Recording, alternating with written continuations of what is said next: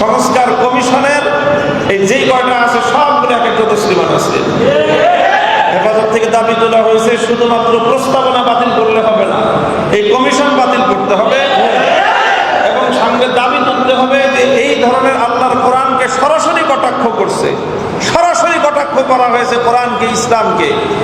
এই ধরনের কটাক্ষকারী যে কয়টা আছে ধর্মীয় অনুভূতিতে আঘাত দেওয়ার অপরাধে তাদের বিরুদ্ধে আইনানুগ ব্যবস্থা গ্রহণ করতে হবে। একটাও যেন বাংলাদেশের মাটিতে থাকতে না পারে সেরকম পরিবেশ তৈরি করতে হবে এবং ইনশাআল্লাহ সেটা সম্ভব।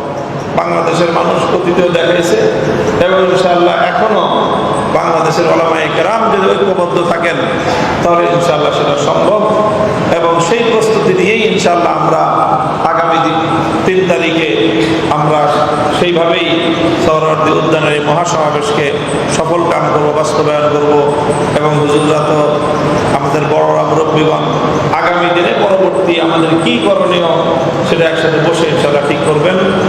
আমি আপনাদের কাছে দোয়া চাই, আল্লাহ পাক রব্বুল আলামিন আজকের এই মজমাকে